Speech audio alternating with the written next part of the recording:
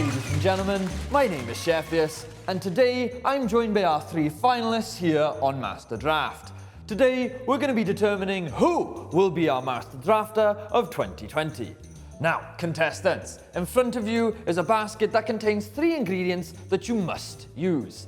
In your baskets, you will find an Ornn, a Camille, and a Timor. As it's the final, we've added a special twist. Each of you will be representing a different LEC team. Frosk, please show who you'll be representing. Frosk will be representing G2 Esports. Medic, you'll be representing Origin. And Yamato Cannon, you'll be representing Team Vitality.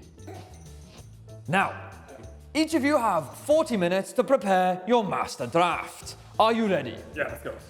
Now, in 3, 2, 1, get the draft done.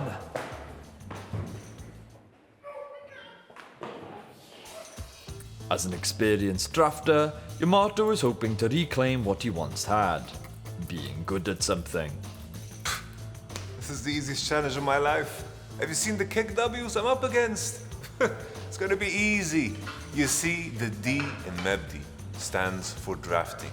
I am the prodigy of generations and generations of top-tier drafting. Frosk seems to be taking a unique approach to today's draft. A former barista turned doctor, turned caster, turned detective, turned drafter, Medic is hoping to use his vast experience in today's challenge. Let's have a chat with the man himself.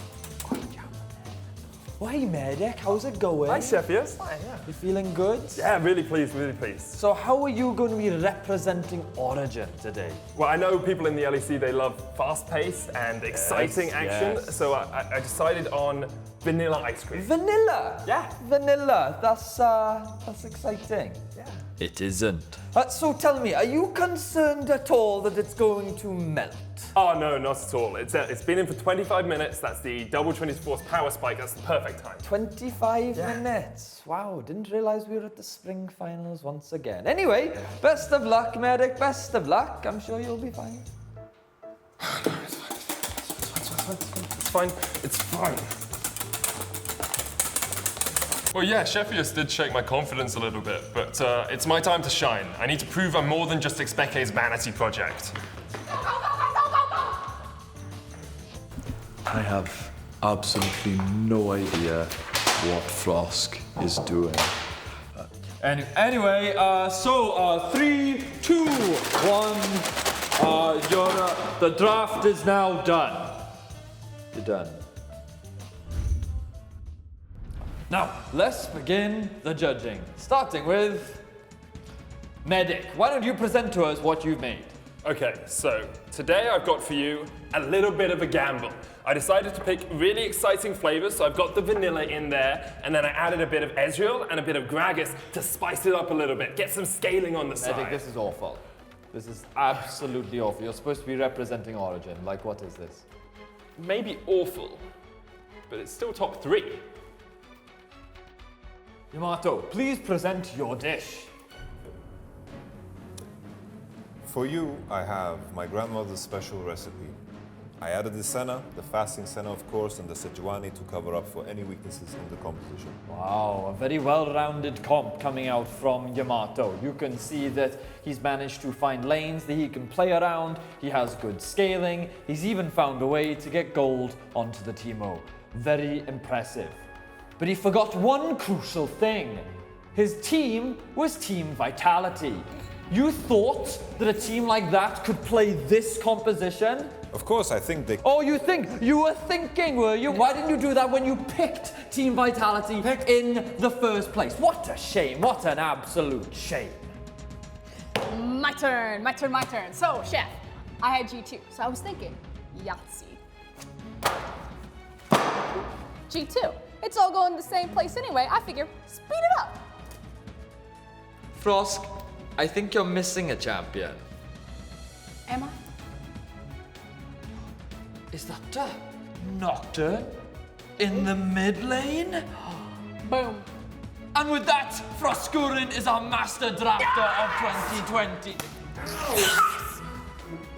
Ladies and gentlemen, that concludes our Master Drafter of 2020. Thank you for tuning in, and we'll see you in the next one.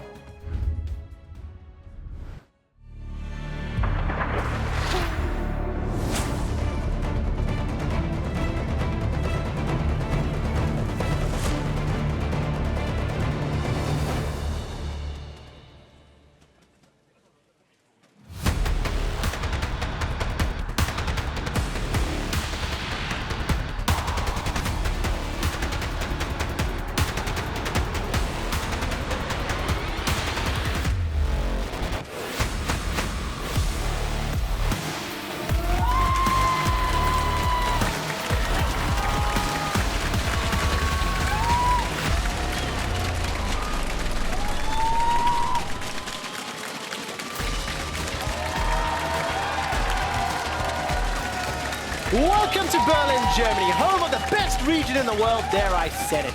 The script has been served to us on a silver platter as the top teams face off to decide who's the best in the LEC. Behind them, the race for playoffs keeps getting closer, with Rogue fighting to keep their spot in the top 6. I'm Quickshot, joined by Ender and Froskurinn, and in Ready Check today, we'll tell you all about fasting Senna and learn who's the funniest player in the league. Spoilers, it's Jankos. But first, as many of you are aware, the international situation regarding the COVID-19 coronavirus has been evolving quickly, and us here at the LEC have been closely monitoring it over the past few weeks.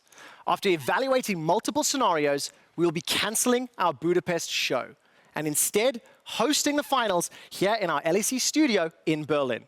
It is not a decision made lightly. Our goal always is to deliver you the best show we can while keeping the safety of the audience, the players, as well as our crew in mind. This may not be how we originally planned to do it, but everyone here is moving forward to make the finals ahead of us a great one. And I think it goes without saying, this is incredibly disappointing news for all of us. I know, me personally, the highlight of my year is always going to be going to these road shows, but in situations like these, we have to just address the fact that safety comes first, and we're keeping that all in mind. Absolutely the case. So we are 7 weeks in, and each team has 6 games to decide their fate in the spring split. Let's turn our attention to the standings. At the top, G2, Fnatic, and Origin are looking strong, but things could change drastically over the next 28 hours. G2 face OG today, and then Fnatic tomorrow. And when we look at the standings, I see 3 big stories. Number 1, the favorites at the top, 1, 2, 3. Then the hopefuls in the middle, with these teams looking to make it into playoffs and maybe contest the top.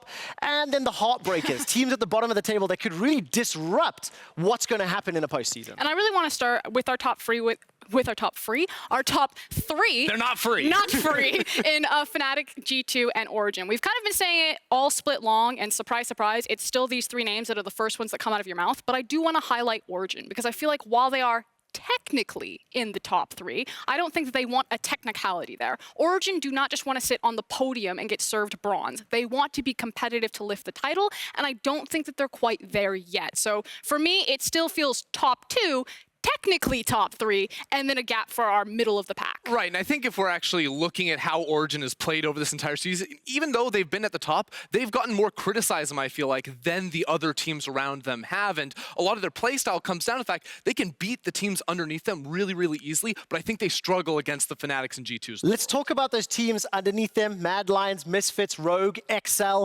Like, it feels to me like Rogue and Misfits are the 2 teams in the hopefuls bracket that could maybe make the jump up. What's your read? I mean, honestly, right now, I feel like breaking into Fnatic G2 is really hard. If you're going to displace anyone, it's going to be displacing someone like OG. But from Misfits and Rogue, I still don't feel like I have seen enough yet to be like super confident going into the best of 5s, especially saying, hey, 2 very young teams, how do they pan out in a full series? That I'm a little touch and go with. I mean, best of 5 is always going to be a completely different animal. I do think it is Misfits, though, if anyone, literally tortoise versus the hare. Right now, I think the the meta favors a little bit more to Origin style, but if we have a massive meta shift where you have to be playing more faster-paced early games, then you start to lean back on Misfits and you say, if you give them the opportunity, maybe they do shine. We just simply don't have the tape of it yet for all of these rookies. And very briefly, of course, SK, Schalke, and Vitality, you can't just disregard them with how close these teams are. If you drop a game to one of these three squads, you could be looking at dropping out of playoffs if you're in that hopefuls bracket. And it's whatever you want to call it. If you want to stick with the fancy alliteration, you're the Heartbreakers, it's your Blue Shell, you must respect them, especially Schalke down there. They are a completely different team than where they sit in the standings. It's just unfortunate that they were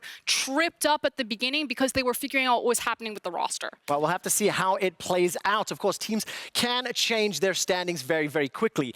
One of the tactics that we saw stepping up last week was the fasting Senna. So, Ender, explain it to me. Yeah, I'll do just that. I wanted to give a quick explainer on this new playstyle we've been seeing popping up all over the place. And that is, of course, this fasting Senna, which is a lot what it sounds like. Instead of farming, fasting Senna gives up minions in order to prioritize taking Mist. And she does this for two primary reasons. One, since patch 10.3, Mist spawns significantly more frequently on minions Senna doesn't last hit than the one she actually does. And two, when Senna doesn't have to worry about farming, she can spend so much more time harassing the enemy to generate Mist. And the value Senna gains from sacrificing minion kills is higher than if she were to just farm. Consider the gold value of 1 AD is 35 gold. Senna gains 1 AD per Mist on top of the 15% crit and the 25 range for every 20 she gains. So she gets all this while generating gold from her support item, allowing her lane partner to take the majority of the farm. Now, with less income come less expensive items. Fasting Senna should start with a Spectral Sickle and then build lethality. I'm a huge fan of Umbral Glaive personally. Even though it gives you less lethality than a Duskblade or a Youmuu's, its vision cleaning passive is exceptionally strong in pro play. Swiftness boots are a good choice, but can be replaced by Lucidity for quick CDR. Now, one thing we may see as people improve at this playstyle is the optimization around when Senna can actually farm. For context, all support items have a penalty which reduces gold earned on minion kills if you're farming too much. The penalty can be avoided, however, if you last hit a maximum of 2 minions per waves. So I would like to see players take this approach to test the limits and min-max to the extreme. G2's bot lane did this last week, and I expect it to catch on. Ultimately, fasting Senna plays very similar to a typical support, and by not farming the majority of minions, is able to generate significantly more Mist than a typical ADC Senna. This playstyle shift has allowed her to remain relevant in the LEC even after being adjusted in previous patches, and that one makes her so scary looking forward to in the coming weeks. Okay, so I'm not a big numbers person, and if you're not a numbers person either, it essentially works like this. Riot was like, hey, we want to force Senna into the support position. Whoa, no. And then the teams were like, hold my non-alcoholic beverage, I bet I can break this.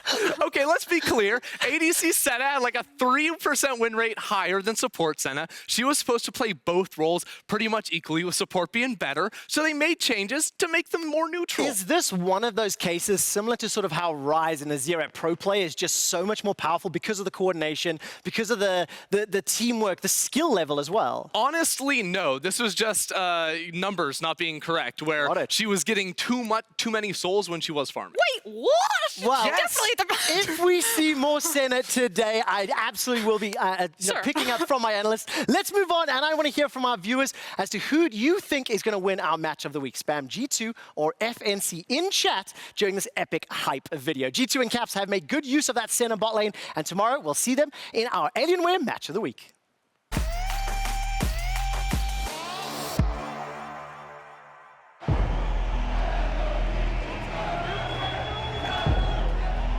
To revel in glory while being on top, that's easy. Nobody is immortal. No one is unbeatable, and eventually,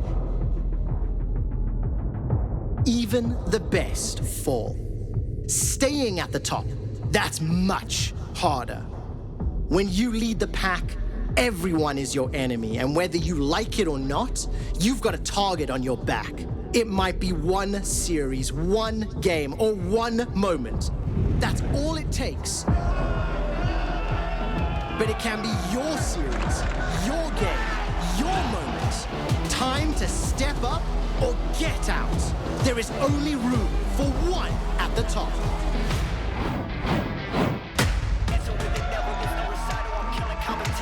sliver of life as well. The double flash. Both teams not only want to beat each other, but also want to show off. Now they're going to pitch for another one. They're just getting demands on an instant. Fnatic over Steph. Not going to be able to get anything. The shot. Oh! The kill. Oh, dance on him. Winning the LEC title would be sitting back on the throne that I never thought I would be on. Can he actually finish the kill? There's the Senna coming in. Rex is taken down with the kickback. Selfie says not today. I'm hoping that this is just another 2018 for us where we take everything and we once again take down G2. Oh, Perks going in though, and G2 shredding through Fnatic. Fnatic is obviously the second best team in Europe, so we want to make sure that they stay that way. G2 remain the best team in the LEC. It's good to be dominant. If anything, it's just what we work for. I gotta get it on my set.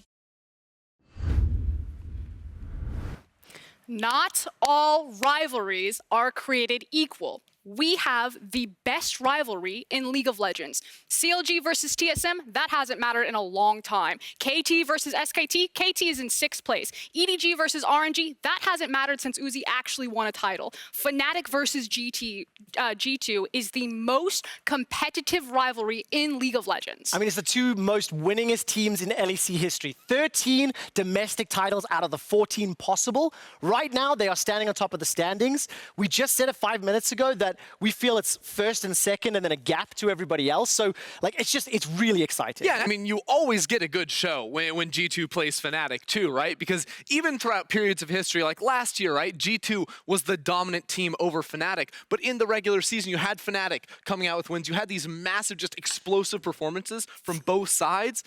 It was great stuff. What is that? That is a lot of opinions and not a lot of eyes. Ooh. And tell me why you think that, Froskurinn. Because I have all the proof of history to back it up in recency. We've had 2 best-of-5s back-to-back and G2 come out on top. Yes, Fnatic are a good team, but when it comes to finding that final gear, G2 have proven time and time again, they're the ones with the international title that matters. Ooh, very, very interesting. We'll have to see what happens tomorrow, of course. Tonight, though, G2 are going to be tested to the limit against Origin first. It is another battle on teams sitting in first place. We'll also see if XL can pick up a much-needed win as they are still in the fight to make it into playoffs. I want to spend a little bit of time talking about XL because when you look at today's game for the squad as well as looking forward, Misfits, G2, Fnatic, Origin, this team, out of all the hopefuls to make playoffs, has the most difficult strength of schedule. They have the most difficult strength of schedule, and they're also sitting 1 game behind playoffs at this moment. So things look really, really dire for this team. They need to be able to find wins, especially in a game like today against Misfits, against other teams around them. Otherwise, their chances are going to go away very quickly. The only silver lining for Excel is the fact that they do hold the head-to-head against Mad Lions. And I think if it is going to come down to the wire, it's between those teams that I expect. I think that Misfits and Rogue will rise to the top. Mad Lions are inflated in the standings because they picked up those upset victories, and I predict that it will be between Excel and Mad for that final ticket. And honestly, I favor Excel when you look at this because these two teams, to me, I think it's so much easier to prepare for and to beat Mad Lions right now. Mad Lions are a much more inconsistent team. In my opinion, I think you can ban out the mid laner. I think top lane is very easily exploitable, whereas Excel, they have really solid gears all around. I think it's just trying to mesh them all together and figure out who to put resources on. It's more on them to fix rather than others to exploit. How does the fact that they've got 4 teams above them out of their next 6 games impact like Excel's chances? I was literally going to say that. Like, I agree with you if it was in Excel's agency that all they had to do was beat Mad Lions, but they don't. They have to beat other people. And that's not to say that Excel can't also do what Mad did by picking up some of those surprise victories, because they do have to go through all 3 top teams. But right now, strength of schedule is on Mad Lions' side. And it's very important to note that the other teams in this hopeful bracket, the Rogues, the Misfits, the Mad Lions, they still have to face 2 of either Fnatic, G2, or OG, right? So out of the 6 games, it's still going to be a close race. But if anybody can pick up those surprise wins, that gets you 1 step closer to the postseason, 1 step closer to playoffs. Earlier this split, we decided to put the players on the spot with some hard-hitting questions. This is the 2nd episode of LEC Lightning Round. Could you do me a favor and just clap once in front of your face? Thank you. Perfect. Oh, that was like not a very good clap. It's pretty pathetic clap actually. I don't usually clap. It's more for Caps does the clapping thing like in front of the camera. We're gonna do a lightning round. I'm gonna give you a word or a term, and you need to tell me the first player from the LEC that pops into your mind when I say that. I don't know. Funny? Funny player? Actually, who's really Jankos? Actually, yeah, he's like really laughing a lot. Jankos. Jankos. Jankos. Jankos. Jankos. Jankos. Jankos. Jankos.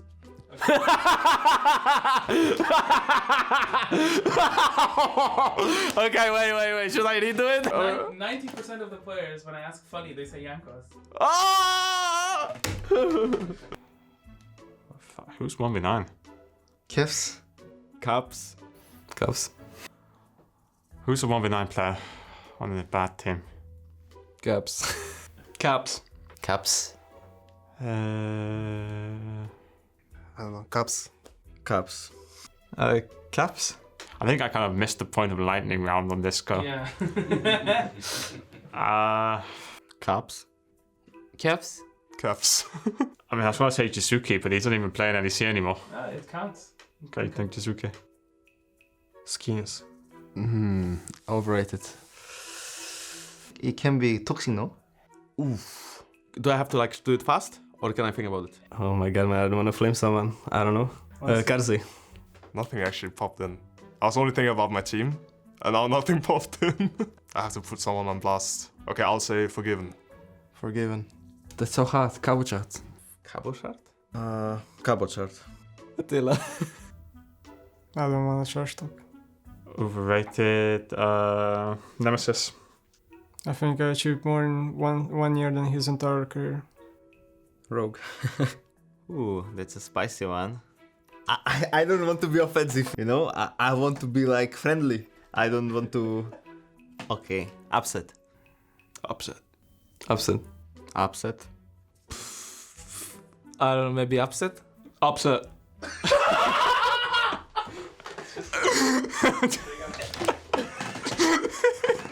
Oh, I'm not the first. Ooh. Wait, I need to think. Who is in LEC? He's good and he's underrated. Okay, so it's me. Maybe me? Me? Me.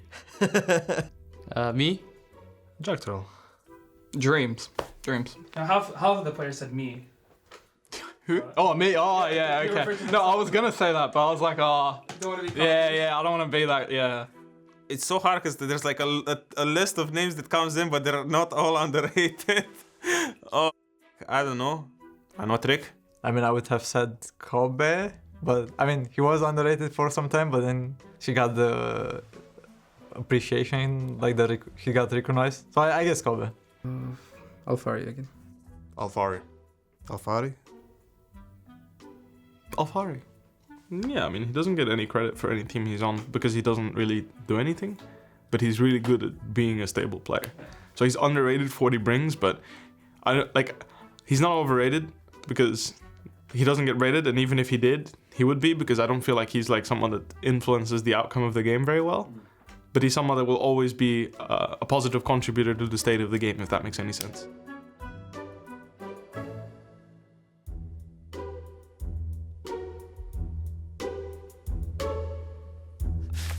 So, Bwippo almost killed the analyst desk. I hadn't seen that. I thought the head was just going to keep expanding until it was the entire screen. It felt like it. Obviously, the players don't necessarily listen to all of the content we say, because we definitely did not underrate Alfari. I don't listen to all the content we 2 weeks ago.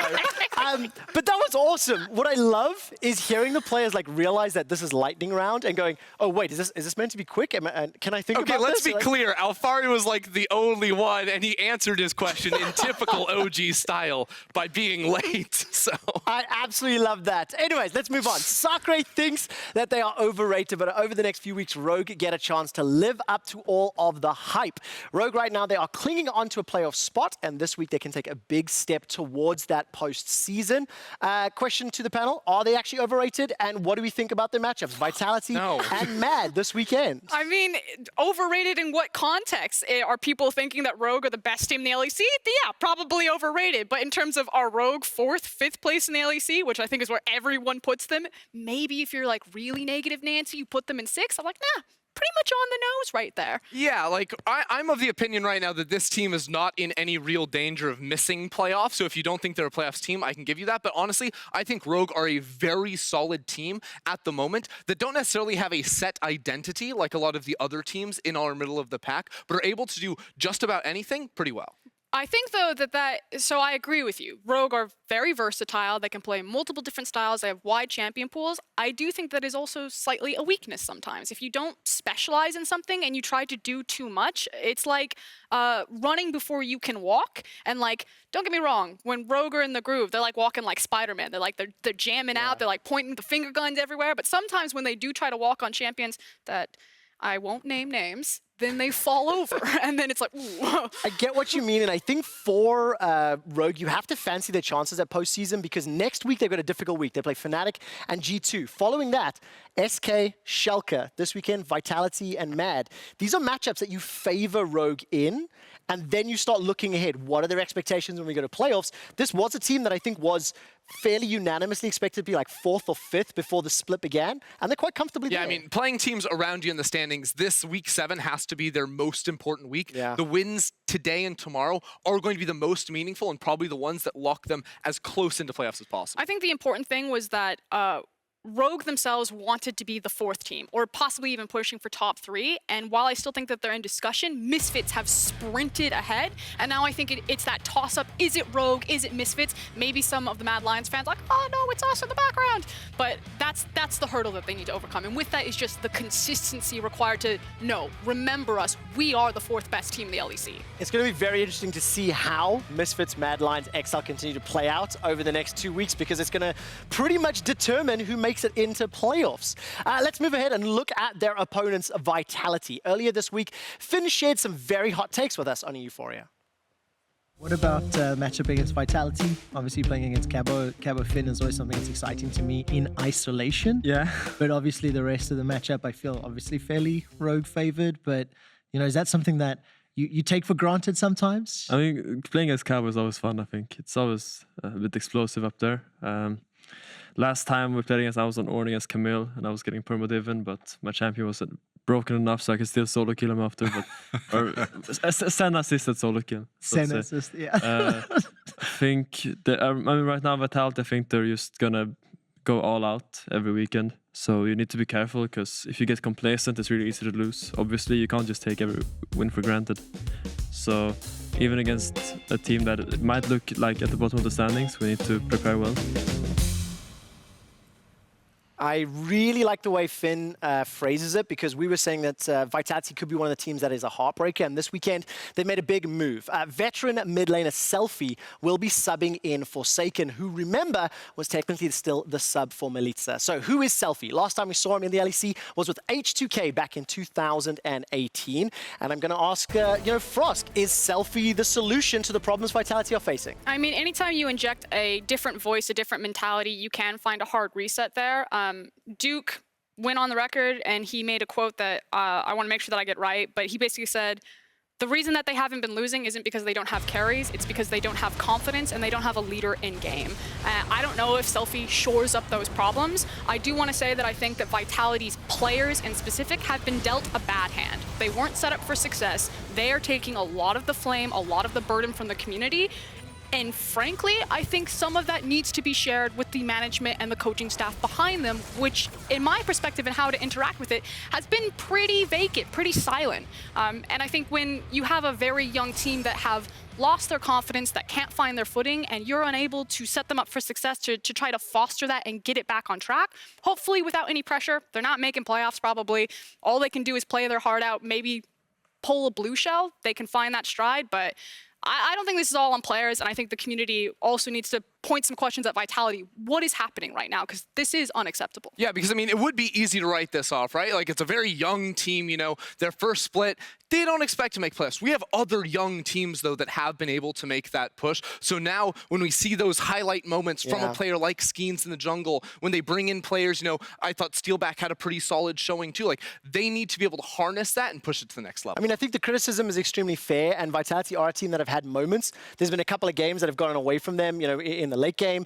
They have been pretty even for long periods of time. But as we said, we just haven't seen that development. We haven't seen the proof in the pudding for the squad. And today, they are going to be the heavy underdogs against Rogue. Yeah, I mean, they absolutely will. And we set it up at the start of the day. Can they be a heartbreaker for a team like Rogue that is borderline playoffs? That is their mission now, to try and make as many people really unhappy as possible. Absolutely the case. Let's see if a change in Vitality breathes new life on the Rift, or if Rogue can take one step closer to the postseason. Thank you very much, Quickshot. I'm Medic. I'm joined by VODs, and we are ready to get on into week 7.